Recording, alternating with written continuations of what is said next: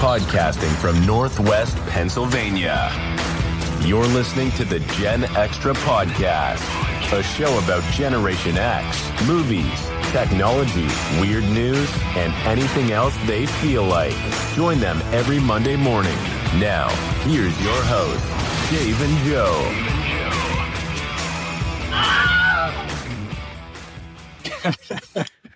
All right, we're back. Again, or did you do that on purpose? I did it on purpose. Oh, man. All right. New year, man. It's 2025. Happy New Year. Yeah, so hope everybody did have a lovely New Year's. You know, the eve, the partying, the drinking, the remorse the next day. I did pretty well. I didn't overdo it. Nah, I did too. I was okay. I wasn't really like a slight hangover, but it wasn't. I was just more tired than anything. You stay up late. Yeah, staying up until 1 or 2 o'clock in the morning is like, that's late anymore. That's super late. Well, I'm really lame. I actually didn't stay up to midnight on New Year's Eve. I mean, I guess when you get old enough, who cares, right? Well, I to me, yeah, I've never been a huge New Year's Eve person. Like, it's never been a big holiday for me. I don't know why. Just never has, really. Even when I was younger and could actually stay up that late. I don't know. I just, like, you and your friends when you were younger, like, never like, hey man, it's New Year's Eve. Like, let's kick it off right, you know, and get shit hammered. Well, we never did that. That's the problem. Is like, when I was most into it, I was under 21, and so we weren't like going out to the bars or anything like that. We would do, like, you know, in Erie, they had like First Night Erie, and they have a lot of activities downtown, like go ice skating and stuff like that. But that was probably it. That was probably the most I've done on like New Year's Eve. It's been like, yeah. It's never really been a thing for me. Yeah, it's definitely something that we have always embraced. Like we. Oh, I get it. I don't throw shade at it. It's not my thing, but I totally understand. Like, it's a perfect time to celebrate. It's just an excuse. Awesome. It's an excuse for everybody to get together. It's also rough because it's like, it was what, Wednesday? It was Tuesday night. So yeah, it's like, yeah. At this age too, your body's like, it kind of knows it's Tuesday night. like why are you doing this? It's not Friday night. Yeah. Oh my God. Yeah. So now we went to Carrie's sister's house and had their, you know, obviously annual New Year's Eve party, and it was fun. We played a bunch of flip cup and like beer pong, and oh, nice. Yeah, had a good time. It was fun. Good. Yeah, we did like appetizers at our neighbor's house. Like, we ever brought like and stuff like that. We just did like heavy appetizers, booze. You know. Okay, I love the contrast. I know. Oh, it's booze. You know, what are you gonna get? Yeah. Yeah, but hey, it's okay. I mean, that's actually, like, it sounds fun too. I wouldn't mind a bunch of apps and, you know, a couple cocktails and, you know, it's really nice. It's literally like nobody drives. Like, we all just walk like next door or across the street, so you can get as drunk as you want. Yeah, it's like it was miserable out though. Like, it was like rainy and cold. I don't know what it was, but you were. Honestly, I don't remember. I have no recollection of what the outside. Oh, it was rainy. That's right. It was. Yeah, it did. It was raining. I almost forgot. I don't know. I was too drunk to notice the water on my face. Oh my God. Yeah. So, like, with your neighborhood, like, it sounds like you have a pretty like close group of neighbors that are all friends with each other. We do. Yeah. Really lucky with that one. Yeah. You could get very unlucky and have some shit neighbors. Oh yeah. It's amazing. And I may have shared this before, but it turned out like that my one neighbor, who I've mentioned a couple of times, our immediate neighbor, works with my wife. Like, we didn't know that moving in. We had no idea. We literally walked out in the backyard one day and was like, oh, hey. How long did they work together before they realized they lived next to each other? No. They worked together before, and then when we moved to this house. Right. But I'm saying, how long did you live there before you realized that you were? Like 2 days. Oh, okay. Like 2 days. Because see, here's the thing. Everyone has usually like a detached garage in their backyard. So you tend to see your neighbors a lot because you're always like walking to and from your car. Oh, okay. So there's a lot of natural occasion to see your neighbors, and they have like a dog in the fenced-in backyard and a little kid. So we're in the backyard a lot. So we tend to see each other quite often. It's a small neighborhood. It's like the opposite. It is truly the antithesis of where you live. Like, you know, it's like house, driveway, a few feet of, you know, landscaping, and then the house. Like, I wonder how many houses you could put on our property, like to recreate your neighborhood here. Oh, you probably do like half my block on your property, Dave. Like 10 houses, maybe. Probably. Right. Yeah, you can do an easy 10. That's what we should do. That's what we should do then. We should just make. Yeah, absolutely. No, I'm saying we should just sell off parts of our property. There you go. And just get all of our friends and move out here, and we'll just have a big neighborhood out here, just in the middle of nowhere. A compound. I'm pretty sure they call that a compound when you cluster houses together like that in the middle of nowhere. Yeah, I think they had something like that in Waco. Jamestown, Waco. Yeah. Oh my God! All right, what are we doing this show, man? I know we have a few things down. Well, we were talking about New Year's. You can talk about New Year's resolutions. Those are always popular. Yeah, I mean, I think are you a resolution person or no? I think when I was younger, I was more into, making the, personal, clause or whatever you want to call it. Where you're like, I am going to do this year and be better at this. The personal contract. Yeah, I just I don't know. I just want to do it anymore. I don't even think about it. But I do know a lot of people that do, and they'll come up with, certain things, whether it's, bettering their finances or, losing weight, quitting drinking and smoking, whatever it may be. There's always something that people want to do better. And I did find a list from good timing for it. Oh yeah, you found a list? Well, I found a list from 2022, which would actually be kind of interesting if we could find a list from this year and see if anything kind of shifted. So I'll put you on that real quick while see if you can find something. But from just a couple years ago, the top few were to exercise more, which I think is always a big hitter for people, especially, especially after the holidays, man. You put on a couple pounds from eating all that holiday food, and you're exercising less, because it's cold out, and well, I don't know, you drink more. I don't know, who knows. But next one was eat healthier, lose weight. Okay, those are the top three. People apparently putting on too much weight. Spend time with friends and family. That's a good one. That probably is a good one. Something more like that. Yeah. I kind of find those a little bit more. My frustration with the weight loss ones is very selfish. Is that when I used to go to the gym, I would go casually throughout the year. Yeah. And I almost wouldn't go in January because everyone has their New Year's resolution and it'd be packed. There was a point. Yes. Also same thing. Open, and I'm like,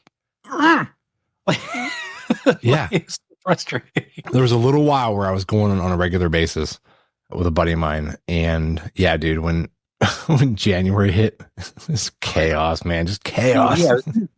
You can't get a machine. You're waiting. You're standing around. You're waiting around. I couldn't even find parking. There was even the parking lot was full. I was parking at the Kmart, across the street. Yeah. Oh my gosh, this is annoying. What I noticed too was after a week, half the people were gone. Mm-hmm. And then give it another week, and the next 45% were gone. So out of all those people, in a 2 week span, you're left with 5%. Out of 100 people, there's 5 left.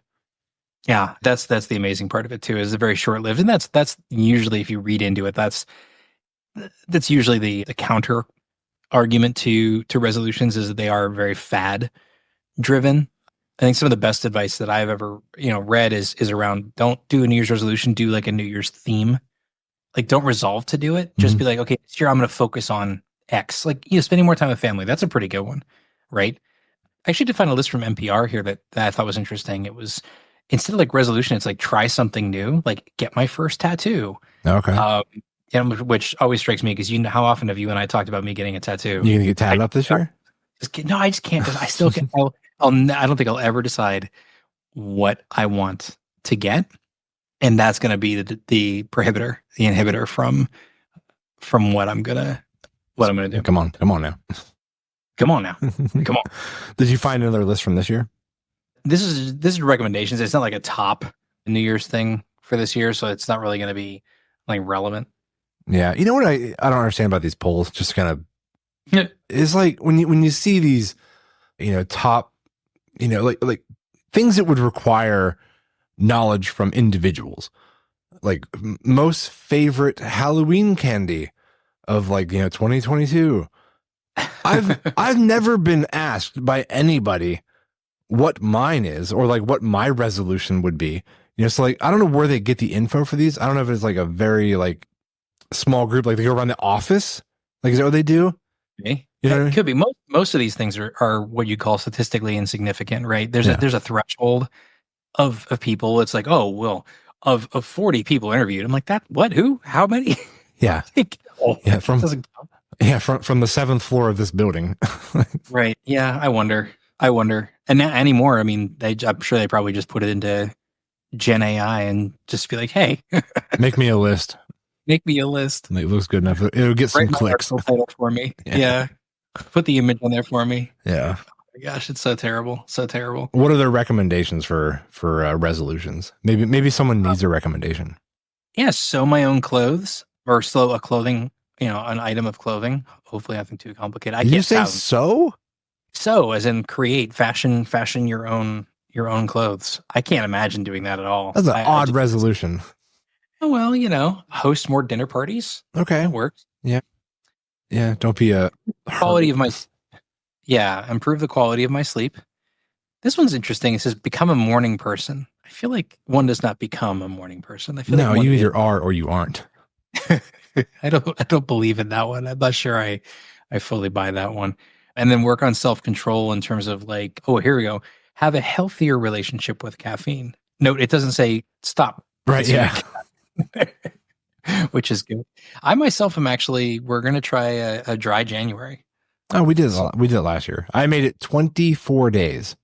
Not bad. Now, Breeze, I don't know if I'll do as well. just to remind you, in about 2 weeks, we're coming over to Cleveland. Are you going to have an exception to your dry January? There's a cheat day for that. Okay, all right, good. Okay. Yeah. I do rather enjoy Breeze on a few glasses of wine. Yes, we all do. Breeze enjoys Breeze on a few glasses of wine. Oh my God. Breeze also enjoys referring to himself in the third person. Yes, there's nothing wrong with that. Dave approved. So actually, speaking of the gym, something came up in conversation, and I don't remember. I think it was when Joe was here with Steve. We were talking about gym class back in the 90s when we were in high school. Oh man. Do you remember what was it called again? The testing that you had to do? Wasn't there like a president's athletics or like a president? Was it There was some president's? I think it sounds familiar. Yeah. Yeah, like president's Quick. test or something. But it was like this athletic test where they would score you on certain things you had to do and accomplish. And I don't remember if like treading water, like was that part of it? The presidential fitness test. Oh, That's what it's called. Okay. Yeah. It was a national fitness testing program conducted in the United States public, middle, and high schools from late 1950s until 2013 when Okay. it was placed with the presidential youth fitness program. Don't know what the difference is there. But they stopped doing that in high school, I'm assuming then? Yes. Okay. Good. Yeah. I know we had to do like a certain number of pull-ups. We had to run like Oh, the pull-ups. Yes, dude, they had you do all kinds of stuff. huh? Wait, I remember running the mile for gym. Was that part of that testing too? Yes. Yeah, that is. Oh, I could never do what I did in high school again, but I did a 6-minute mile when I was in high school. Whoa. Yeah, there's no way I'd do it now. But Good. Oh, that's impressive. yeah, I was impressed with myself, dude. I almost puked when I was done. That's a fast mile too. That is no joke. Yeah, I was keeping pace with somebody. I think it might have been my buddy Nick or something at the time, and I was like, I didn't want to give up because I didn't want to come like short of him. Like I think we crossed the line like the same exact time. But yeah, so the ones that stick out to me that I really remember was the rope climb. Oh yeah, that's right. Yeah, and they gave you like this thin ass mat to fall onto your death. Oh yeah, real thin. It was like what, 2 inches thick, maybe? Yeah. Maybe. Like you want to talk about like potential for kids getting really injured in school? Have them climb a freaking rope. Yeah, fall 10 feet to a 2-inch thin wrestling mat. Oh, dude, 10 feet? Yeah. Like 10 feet would have been okay. Hey, that's as high as I can climb, man. Yeah, no, like our rope was attached to like the rafters. Oh right, yeah. You just don't. I just didn't climb too high. Yeah, I didn't really. like people would go all the way to the top and like touch the top and come back down. And Oh my! yeah, You fell. That's a broken arm and a half. oh, you might die. Like this is terrible. Well, yeah, and that's the thing too, that all they ever did with mine, they dragged like the wrestling mats out, basically. Now, you just think about that for a second. It's like the wrestling mats are there. You're already on the ground. Yeah. For rest. They're not designed for high height impact. It's absurd. No, it's not. Like you need like a net or like a giant like a pit of foam. Yes, a picture like the circus. You need like that one of those big circus nets. Yeah. I mean, some people just don't have the arm strength. They're afraid of heights. And if you manage to muster up the energy to get to where you need to be on that rope, coming down was horrible because you're already gassed. You're just trying to come down at a decent rate where you don't kill yourself. Yeah. Oh yeah, the descent's harder than the ascent. Yeah. That's nuts. I don't know that they do it anymore. No, but the other one was sit and reach. Remember this one? Sit and reach. I'm not. You had to like. Why is it ringing a bell? Describe that to me. You had to sit down on your butt with your legs straight out, and you had to reach out as far as you could. And I believe like they came by and like they were like, okay, and go. And I think your legs were like, I want to say like maybe like a couple feet apart, and you had to reach out between your legs. And then I think the goal was for you to be able to reach past your feet. Yeah, that's a no.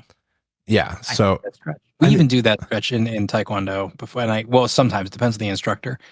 That is my least favorite. Yeah. I'm not flexible that way. And it's really uncomfortable. What were they doing with all this data though? Like that they would collect? It's like a lot of things with politics. I feel like somebody had the idea and decided that, well, here it says it is basically after the wars, they realized that, physical fitness needed to be a thing, right?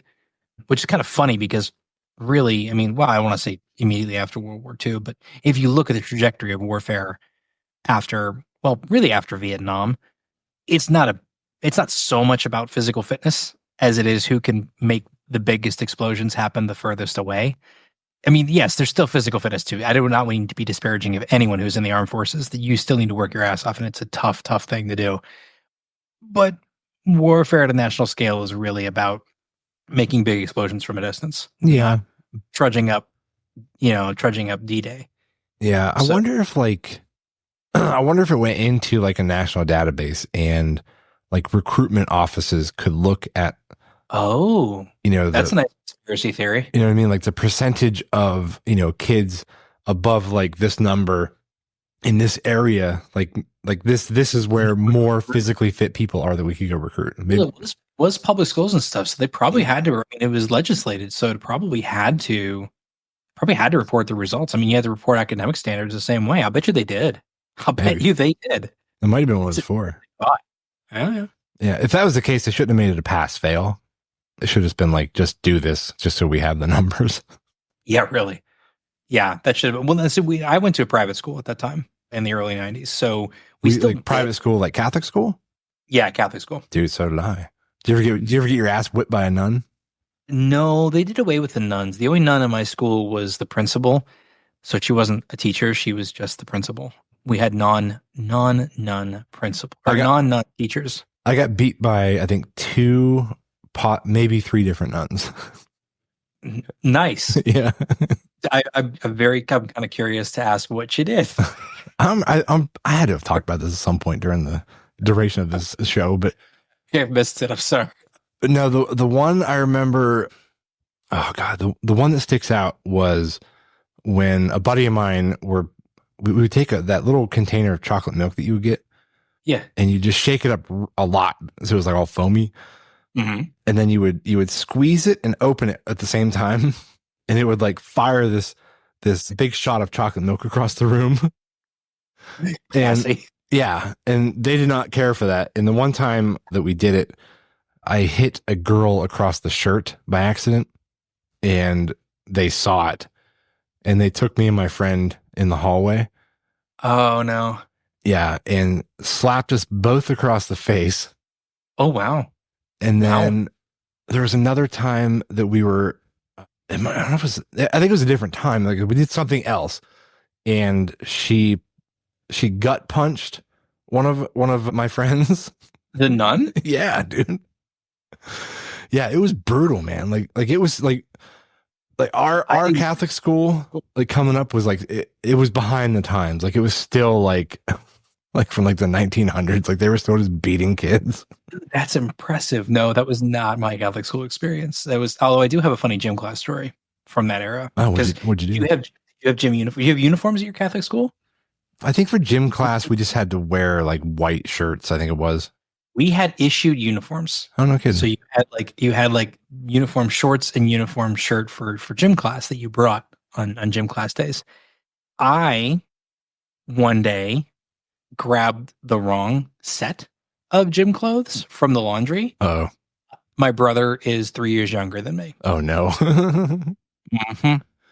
So did you wear them? Like, were they super duper tight? Mm-hmm. Mm-hmm. Oh, because you didn't want to miss it, because you got like a big, it was basically like you got in big trouble if you forgot your uniform. So I squeezed myself by 12-year-old self into 9-year-old gym uniform, gym shorts.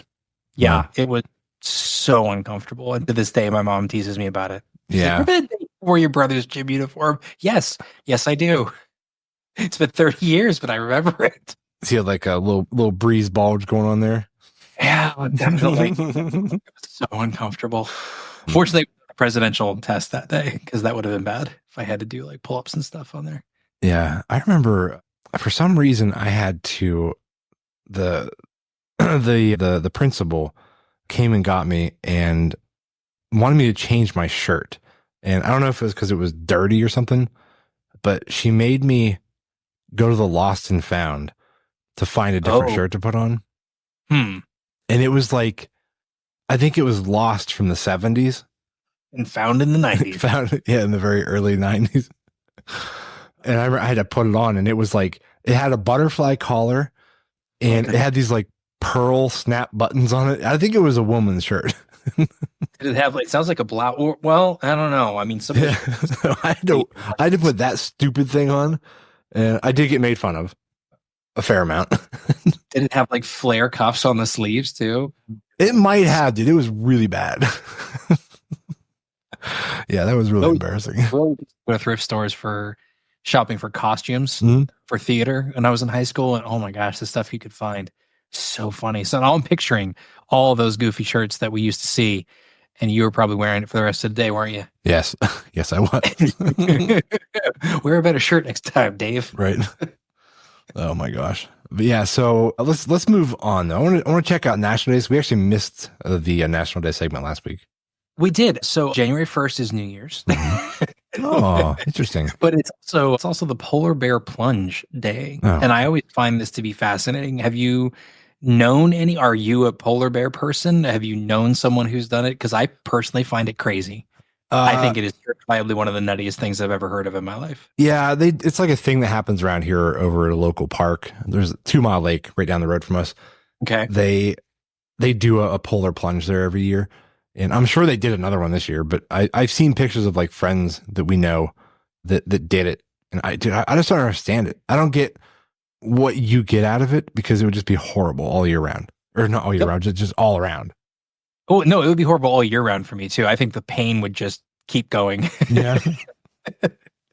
Yeah, I am flabbergasted by that concept. More power to you if you do it, but that is not me. No. Yeah, so there's that. See, National Champagne Day is appropriately December 31st. We missed that one. That makes sense. Do you like sparkling wine? No. At all? Or okay, no. No, anytime we do like a big champagne toast for New Year's, I just have to gulp it, and I'm like, bleh, yeah. Like, I just do not like it. I get that. I can get that. It's not for everyone, for sure. It's a very distinct taste. It is. Do you like mimosas? So sometimes I like them more boozy. So I'll do like a 50-50. Okay. It needs to be like at least half alcohol. But yeah, and they're okay. I mean, I usually only have them on my in-laws. Like if we do like a brunch over my mother-in-law's house, they'll bust out some mimosas. Yeah. And that's like the socially acceptable alcohol to drink at 10 o'clock in the morning. And I will definitely enjoy that. Yeah. I don't like, kind of on that subject, is what? Any, like, when they come out with these holiday or seasonal like beers where like it's like a like Bush Apple, like everybody kind of jumped on that too, because like I think Natty Ice of all people were like on the forefront of all these flavored beers, and you can always them for the classy beers. Yeah, but once like once I think everybody else caught wind that Natty Ice was it was rather successful with these like Natter Days, and they were flavored beers, that everybody started doing it. And I tried an apple beer one time, and they're disgusting. Like what it tastes like to me is that somebody had a glass of apple juice and then accidentally poured beer in it. Yeah, so we should be clear. This is not cider that you're talking about. You're not talking about like an alcoholic cider. No. Like an Irish Magners cider or something along those lines, or, No. or even Angry Orchard. You're talking about apple flavored beer. Yes, it is gross. I mean, it is. Anybody that drinks those and enjoys them, I mean, good for you. They are definitely not for me. The show, hang up. Yeah. Don't do it.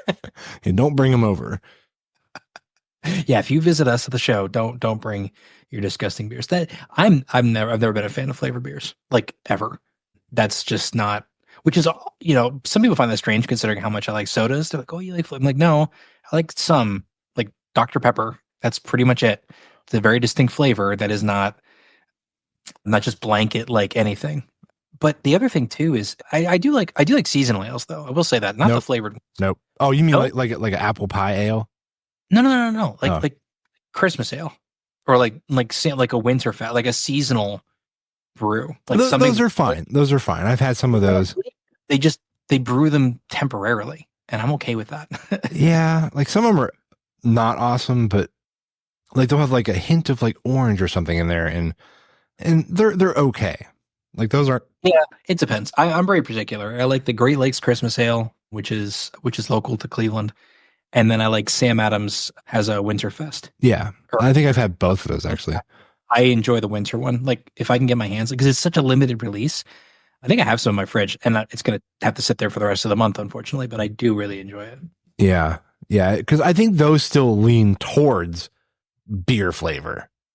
Like they still taste like a beer. Yes, they absolutely do. They are beer. There's just a limited, Yeah, but like there's a local brewery down the road from us that I don't want to say who it is because I don't want to. Because people love this drink. I see people flock to this brewery to go get this, but it's a apple pie like beer, and they even put like this crap around the rim of the glass, and it's like a cinnamon sugar. Or no, did they put like graham crumble or something on there? Maybe I don't know, but it looks gross. Like I want nothing to do with it. Turn it into an apple pie or something. It's just such an odd. Just leave my beer alone. I know. Like Dennis Leary too, I don't need my beer to taste like food. Well, right. I don't need my food. Well, it goes back to the Coke Oreo thing too, right? Mm-hmm. I like Oreos, I like Coca-Cola. Just leave them alone. Yeah, just not together. Any other good national days on here before we move on? Well, so we have not even a national day. We have a World Day. Oh, on the 4th of January. So a few days before this goes live, World Hypnotism Day. Huh. So have you ever witnessed hypnotism, or have you been? No, I don't buy it. I don't believe it. You don't believe it? I think it's bullshit. No. This sounds like a challenge. I'm gonna find an occasion. Maybe when you're up in a couple weeks, I'm gonna find an occasion. We're gonna go see a hypnotist. There's just no way. Like people go on stage and they're like, and just with words, they can put them into this trance, and then convince them in this trance to be a frog, or it's just so dumb. Like I don't. Maybe I'm just not hypnotizable. But I can't imagine that someone could speak to me and I would do something like that. I did have a friend who was into that, and their hypnotherapist did say, look, it's very psychosomatic. If you don't believe in it, if you don't you can resist hypnosis, in other words, right? Like you are a skeptic and you'd be done with it. You'd be like, nope, it doesn't work. And therefore it won't. It really can only be voluntary. You really have to want to let your brain relax to that degree in order for it to work. It won't work for someone like you. So no, you can't be hypnotized because you were telling me right now that you don't believe in it. So that immediately, and I have actually talked to someone who did, hypnotist performances in college. And yeah, they basically brought like 20 people up on the stage and they're going through the exercises, and all he was doing was weeding out the people who weren't hitting that level of acceptance and relaxation to find that person who was just going to let their brain get comfortable with it. He's like, that's why you get down to like 2 people, because I need to weed through, because there's a lot of skeptics, a lot of people do it just for the cheese factor. I'm really weeding through them until I find somebody who's just open to the idea. I'm like, well, that's really interesting.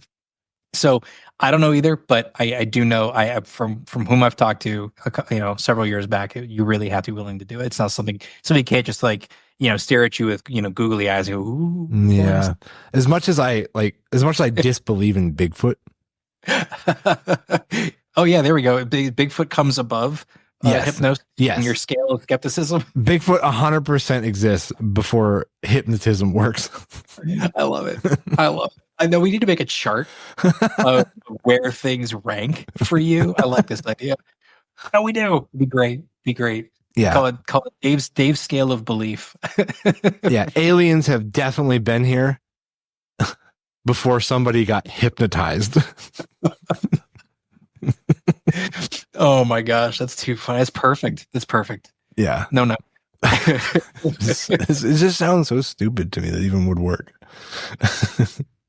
Oh my I love gosh. it. All right. Is that it for the national days? There's one other one. It's very nerd. Yeah. Friday, January 3rd is J.R.R. Tolkien Day, the author. Oh, for Lord of the Rings, right? Rings, yeah. Yeah. Are you? No, I know you're not like a huge Star Wars fan. Like, you acknowledge its existence. Are you? Did you ever get into like the Lord of the Rings movies? Oh, dude, yeah, I watched the Lord of the Rings movies a lot. Oh, okay. Yeah, I was I don't know what the fan name would be. Like I'm a ringy or something, but you're okay. If that's not the actual name, it is now. All right. We're saying it on a published medium, therefore it is now. That is canon. Yes, you are. I'm a ringy. Yeah, like not like I don't like get into the whole like I don't like think about it all the time or not like that. But I enjoyed the movies, and I was I was a big fan. I definitely enjoyed the very first one the most out of all of them. Yeah, very good. I think all 3 of them were really good. The first one really hit the nail on the head. Oh, it was the best, dude. It had them like the most whimsical, mysterious vibe and everything. And then they just started getting into the wars and whatnot. And it was just like, this is fine, but yeah, the first one was the best. Like the origin of the show. I mean, I know there was like prequels and stuff that came out, but yeah, I never got into like The Hobbit. I tried to watch it and they shot it weird. Like, well, they shot it too digitally, and I think. Yeah, having watched it, I completely agree with that. Like, I had heard that synopsis before, and I'm like, okay, let's just see it. I agree with them. Like, the original Lord of the Rings movies were done with practical sets, and you can feel it. Like, yeah, they should have kept to more of that practical vibe. But small, using perspective tricks, not using CG. On a nerd level, what's the guy that made those movies though? What was his name? Peter Jackson. He decided that when he did The Hobbit, he was going to shoot it at 60 frames. In a 60 frame timeline for the edit. Like usually when you shoot 60 frames and you put it into like a 24 frame timeline, like a normal timeline, that's how you get like slow motion. Yeah. But when you do 60 in a 60 frame timeline, it looks really weird. Like it's too crisp. It doesn't have that natural like look that 24 frames has. That's why everybody shoots in 24. So it looked bizarre to me. I did not enjoy the experience of watching that movie. You as a visual expert, you picked up on that. I just thought it looked too CG for me. Well, that too. There's a visual aspect. There's multiple levels of things I did not care for when they made The Hobbit. I mean, I feel bad because they put all this effort into making, a movie, and they just made some like technical, I don't want to say mistakes, but just choices. Design decisions, production decisions. Yeah, I get that. I did enjoy the motion capture. I do enjoy the one of the clips that always makes me laugh is the motion capture suit of Benedict Cumberbatch doing Smaug, the dragon, and he's like writhing around on the floor with the mocap little ping pong balls on him and doing the voice. It's hilarious to watch. There are certain YouTube videos I actually have in a little list on the side of like things that just make me chuckle and laugh my butt off. That's one of them. There's something watching him do that, like method acting, being a dragon, and it's Benedict Cumberbatch. It's hilarious. It's just so funny to watch. Highly recommended for just a laugh. Be like, dude, you look ridiculous, but you're a great actor, but you look ridiculous. Yeah. Who's the guy that did Gollum? What was his name? Not Siegel. Smeagol. And that is Oh, what is that guy's name? Infamous mocap. Oh my gosh. Circa? Andy Serkis. Andy Serkis, that's it. Andy Serkis. Yeah. Phenomenal motion capture actor. Oh, dude, he did the Planet of the Apes and stuff like that. He was like Caesar. Yep, he was Snoke in Star Wars and the Star Wars sequel trilogy. He played Ulysses Claw in the Marvel Cinematic Universe in Black Panther, where he did not do motion capture. He was truly his own self. Oh, was he? Was that like his first like real role as himself? I do think it was one of his first real roles without being in mocap. Yeah, I think he's really good. He's really talented. Yeah, was he the guy? Was he in was it Devil Wears Prada? I think he might have been in that movie. I don't remember. But anyway, I think so. I don't know. Maybe I think of the wrong guy. But I don't know. Jump. I don't know. Hey, I don't know when Shawshank Redemption was filmed, so we're okay. Yeah, that's true. Oh, actually, one thing I want to note too, on the subject of movies, is my wife and I decided to rewatch all the Harry Potter movies again. Oh, and you watched some of them, right? Or did you watch all of them? I watched all of them. I've several times. Actually, we're reading Sorcerer's Stone with my youngest right now. Nice. At bedtime. So that's and once we're done with that, we're going to watch the film. So yeah. That's good. So you're a Potter fan as well. Yeah, I am. I'm not. What would you call that? You'd call that a potty? Pothead. You're a pothead. But I would be laughing about this for days. No, so one thing I noticed about the films, and I was actually talking to a couple of different people about this recently, is like I've always accepted the way that Dumbledore is. Original Dumbledore and new Dumbledore. He always spoke in like riddles. You know what I'm talking about? Yeah, vagueness. Yeah, there's always a vagary to it. Yeah, and so when like Harry was talking with Dumbledore, more often than not about how to not die, like to Voldemort, and spoiler alert. No, I'm kidding. Yeah. In case you didn't see it. Yes, he who shall not be named. He would always like. He'd always have something to say, like he's like, Harry. He's like, sometimes in the darkest of days, is when the light will find the room. Like something stupid. You just need to turn on the light. Yeah, you just must have to turn on the light if you know where to look. And he'd like look down over his glasses at him, like, like, you know what I'm saying? And like Harry'd be like, what? He's like, Albus, I don't understand what that means, man. Like, it is funny too, because like he's what, 11? Yeah. Dude, I speak directly to my teenager and he still doesn't know what I'm talking about. Right. Like, but the problem was like Harry was like potentially going to go get himself killed. Yes. And on a daily basis. Yes. Dumbledore knew, like he knew the answers to help him evade death, but he had to put them always, it seemed like, in riddle form. Yeah, that's true. Yeah, that is true. I never thought about that, but yes. I mean, there's an absurdity to Dumbledore. There's no question about that. I'm like, dude, why can't you just be straightforward, man? Shoot straight with the kid. Tell him what to do. Like, what is he supposed to do? And he goes back to his friends, like, I don't know. He's like, Dumbledore told me some shit about something. Like, well, this too. He's like, I don't know. Yeah. Luckily, Hermione was, a little whiz kid, so she could help figure it out most of the time. She's like, wait, she's like, Dumbledore said something to you. He said something about, doors and windows are only perceived through, like some stupid shit. It's like, do you think he meant this? Said it? Oh, too funny. Yeah. I never thought about that way, but yeah, he's an moronic character in the long run, right? Like written to be such, but yeah, if it shot straight, it'd be a very short movie. That is true. All right. So, my last opinion about Harry Potter. The seventh movie, seventh part 1, The Deathly Hallows, was total waste of a movie. The second half? No, the first one. First half. Oh, the first half. They could have 100% turned that into one film, maybe a half an hour longer than the last one. Like, it just didn't need to be what it was. It felt like a cash grab. They're just the revenue. Yeah, exactly. I was going to say they doubled their movie returns on that one. I mean, I know why they did it, but it just felt like a waste of a watch. I kind of get that. It's been a while. That's what I've seen the least. Yeah, I don't know. I tend to watch like 1 through 5 a lot. Those are the best ones. Those are the best ones. They really are. Order of the Phoenix is awesome. And then I don't know, 6 and 7 just I don't know. Yeah. I don't know. Yeah. The first 3, like, we can quote the whole way through. Like, we've seen them so many times.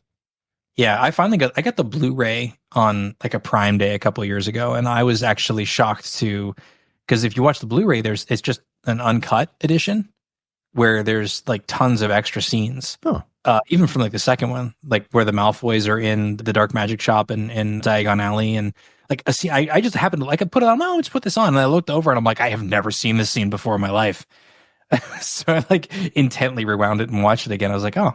So those are kind of cool, like beyond like the streaming service ones. I don't know if the streaming versions have the cut scenes in it, but I know the Blu-ray set does. It's pretty cool to watch some of the extra content, and because it does actually add to it, especially if you've read the books. It's not bad. It's not prohibitively long, I should say, but it adds a little bit more to it. I think they just cut it for movie runtime. Yeah. I want your opinion, and you can be honest. Do you think that Harry Potter was a great wizard?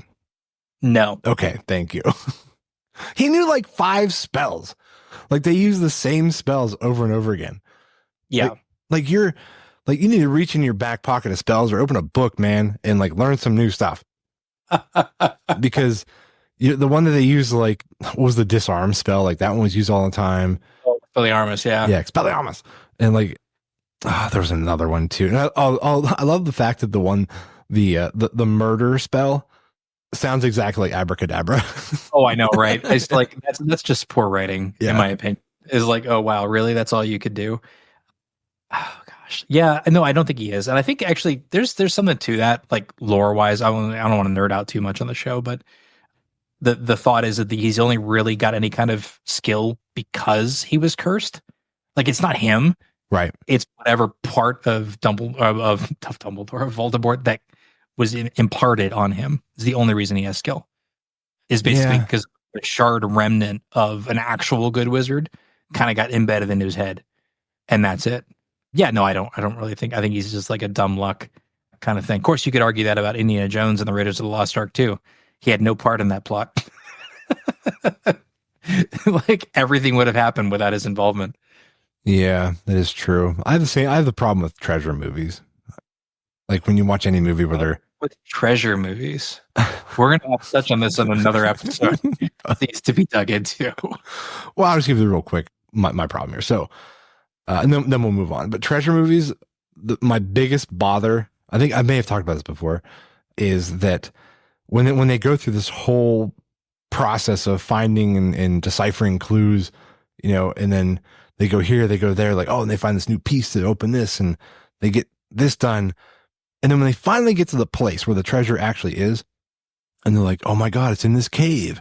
And they go in and they're like, there's the treasure. Like, how the hell did somebody not find this by accident? Like, prior to this? Like, somebody would have stumbled across this.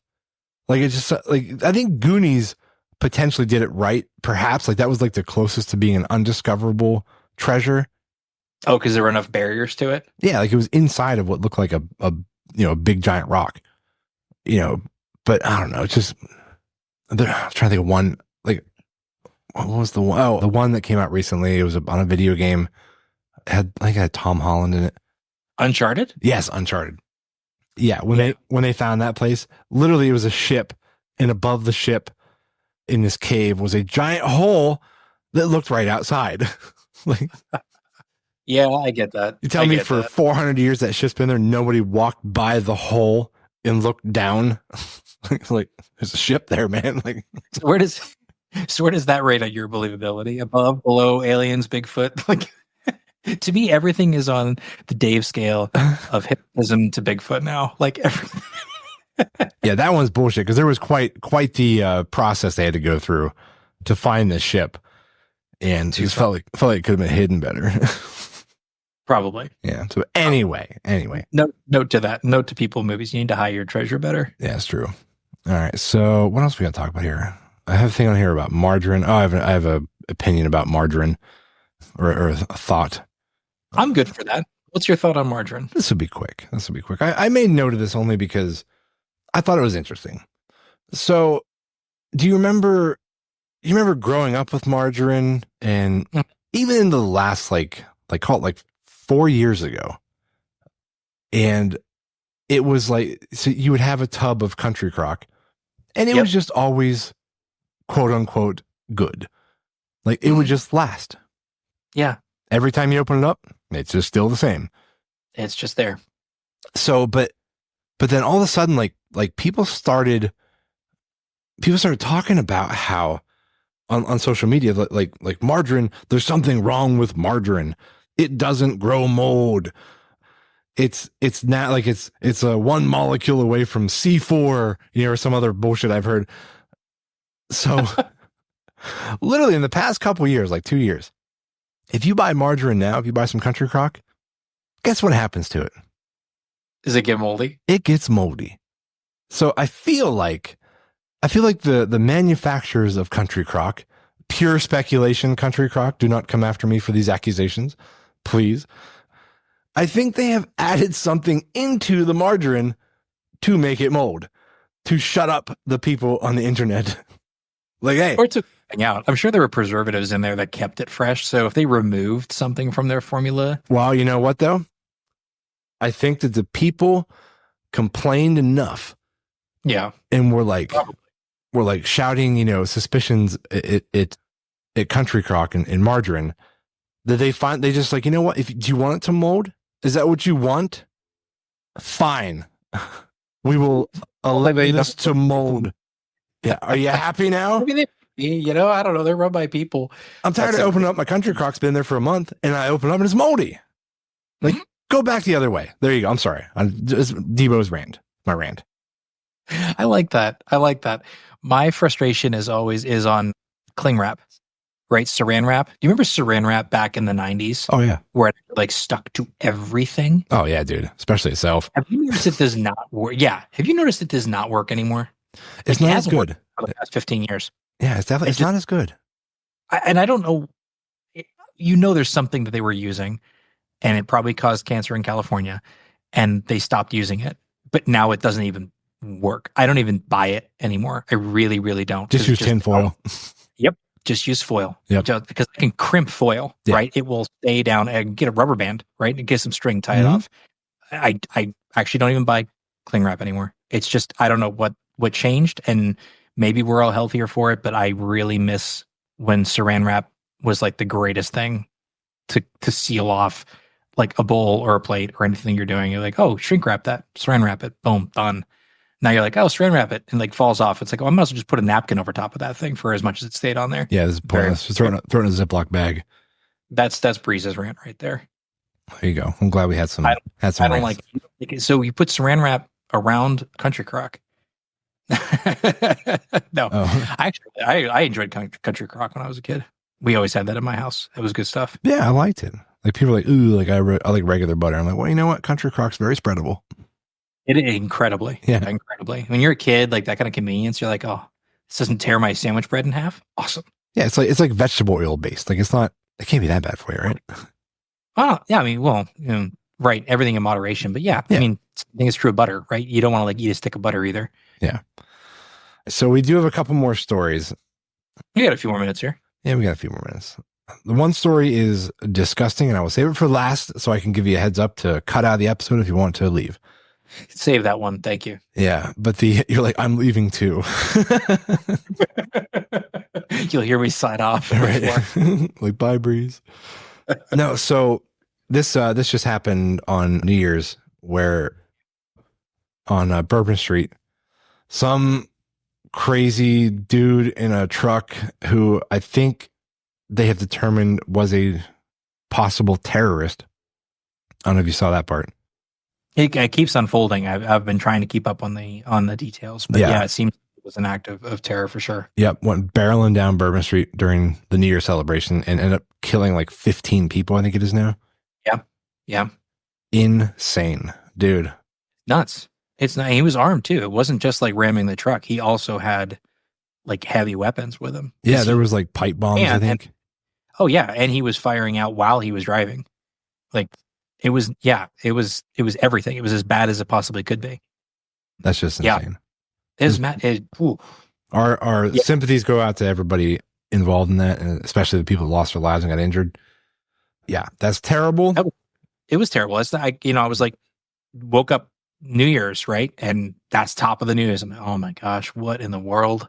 Like, it makes you almost scared to go to like big public events, you know? Yeah, absolutely. Like, is that the part of the goal? Like, is to, get people to isolate themselves, and I don't know. Like, are they just? I mean, that's obviously what they feed off of. They look for people. Yeah, they look for big concentrations of people. I mean, you and I, rational people. I don't even think you can begin to even apply logic to that. No, because I'm sure that I'm thankful, but I'm sure that our brains can't even scratch the surface on how that brain worked or didn't. Yeah. But anyway, my gosh, yeah, that's the real side of the news. I have another story that is not quite as terrifying. So, at this point of the show, if you don't want to hear this story, I'm debating whether or not I'm going to say it. No, go ahead. All right. So, right here in the great state of Pennsylvania, this student at Penn State University took a grapefruit knife while tripping on acid and cut off his penis. There you go. Like, dude, like, okay, look, I feel so bad. I feel so bad that I don't even know why I'm talking about it. There's nothing you can. It's like I'm in stunned silence at the sentence you just uttered. I know. I feel horrible that this person went through this. I mean, they made choices. They decided to do. I don't know if they took the acid on purpose, or if it was like something was laced with it. Who knows? But yeah, went through a really bad trip. Ended up taking a grapefruit knife and cutting his wiener off, like in the hallway of this. I don't know if it was like a dormitory or something, but it was. It was a rough scene to watch. Like, I saw a video clip, not of the act, but like of the. Oh, please tell me now. The aftermath. But now, there's some neurons missing there. I feel like there's some part, like there, not being an expert in that particular area of mental ailment. My question I had. There's something to stop you. Isn't there just something? I don't know. I mean, when your mind's being altered by chemicals, like, I don't know, man. Like, you're apparently. Yeah. I just figured there would be a limit, but by all means, go on. My question I had when I heard this story: what the hell is a grapefruit knife? So I had to look it up. Go ahead, Breeze. Google grapefruit knife. It'll make it worse, isn't it? It is, yeah. A grapefruit spoon looks like. Yeah. Look up a grapefruit knife. Oh, I was. Let me just say, like, once you see it, it was not like a foul. It wasn't a foul swoop. I believe he had to work. He had to work at it. It's like that guy who got caught in the canyon and had to saw his hand free or something like that, or his leg or something. Do you remember that? Was it 21 hours, 47 hours. Yeah, whatever that was. Was 127 hours. That was it. There you go. Yeah, that's this level. Oh my biscuits. That is just not. Not the tool for the job. That makes it so much worse. Again, like there was like it couldn't have been swift. Exactly. Like there was sawing involved. Like was the person alone? I don't know. And why? Like I don't even own a grapefruit knife. Like why does a college kid have a grapefruit knife? There we go. I mean, I barely could afford silverware. Yeah, this seems like a luxury utensil. Oh my god. Yeah. That is terrifying. It is terrifying. And thank you for making me Google that. You're welcome. I am going to pay you back for that in 2 weeks when you visit. I don't know how, but like I'm going to find something. Maybe I'll just gift you a grapefruit knife and be like, here, this is for making me Google this now. And now it's going to be my search recommendations. Yeah. So I think to end the show on a lighter note, I would like you, Breeze, to pronounce the Hawaii state fish. Hawaii state fish. Here we go. The humu humu nuku nuku apua. That was not even close. Try it again. Go humu slower. Humu nuku nuku apua. Huma Humu nuku nuku apua. Actually, that might be correct. Yeah. You're like, yeah, it is. I've been practicing. I have. Can you spell it for me? The Hawaii state fish. So it looks intimidating when you have it when it's all because it's all written as one word, which is very, very intimidating. I had to break it out into syllables to learn how to pronounce it. It is HUMU, HUMU, NUKU, NUKU, APUAA. So if you break it out into syllables, Huma huma nuka nuka kapua. That's pretty close, right? Yeah, that's pretty close. Nuka That's pretty. Yeah. Yeah. I did practice it a Bigfoot show. Is there two nukas? Huma huma nuka yeah. nuka. Oh yeah, huma huma nuka nuka pua. Yeah. That's a long name for a fish. Yeah, man. It's their state fish. I feel very Hawaiian when I say that correctly. You can't, but it's the musical consonant syllable, alternation. It sounds awesome. It does. Huma huma nuka nuka pua. That's great. That is fantastic. So there you go. End your day with a smile. There you go. I wonder if you can eat that. I doubt it. We will find out. Yeah. All right. We here to wrap this one up. Absolutely. All right, guys. Thanks for tuning in for yet another one, and we will see you next Monday. Bye-bye. Bye.